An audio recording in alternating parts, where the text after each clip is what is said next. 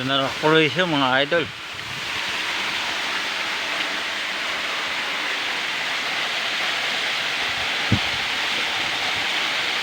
Thank you. Thank you sa nature. Salamat sa Diyos. Thank you Bawan Falls. Dahil na-discover kita. Grabe, kahit di ako isang malupit na vlogger, kahit hindi ako sumasahod. Pero ang mahalaga, hindi perang batayan saka kayamanan.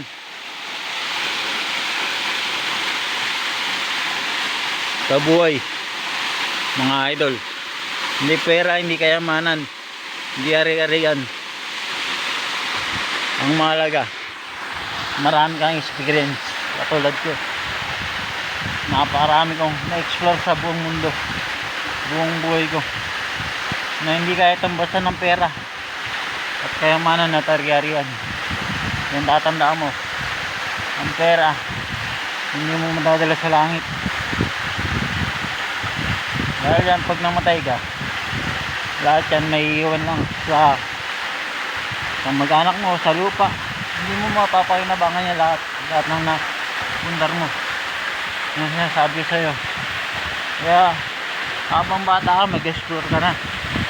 Habang bata ka pa. Dahil ito, sabi ko lang sa inyo, hindi ako lasing ha.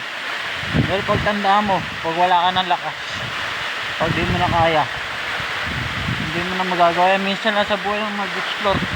Sa buhay, minsan lang. Kaya habang may buhay ka pa, habang bata ka pa, umpisa mo na mag-explore. Magandang view. Yan. Papaalam na ako sa magandang post na to. Grabe, talagang tinitensya, pero ulit lahat ng paghihirap ng explorer na si Drew Arellano, pati sport car mo si Jordan Larson mga idol. Wala sa batay ng sports car yan. Ang mahalaga, yung sports car mo magaling ka rumosober. Yan ang mahalaga. Wala sa milyon, wala sa daang libo o ano pa, 20 mga 50,000 pa yung sports car mo. Grabe, ganyan kalamig yung tubig, nanginginig na nga ako eh. Halos intensity 10 na yung nangyayari dito sa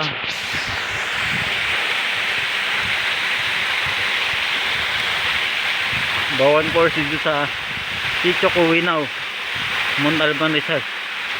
Makikita nyo lang yung mga trail na dinahanan ko, talagang mapapa rutang ina kayo mga idol. Pero lahat sulit sa bautismo ng penitensya.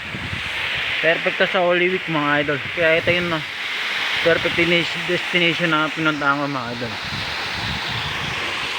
Kaya wag mo i-adjust yung pera mga idol. Wag mo i-adjust yung kayamanan, yung mga ari-arian. Dahil pag pumanaw ka, wala, hindi mo magagamit lahat yan mga idol. Ang mahalaga, marami kang experience. Yan ang batayan sa buhay mga idol. Yan tatandaan mo. Isang alamat to.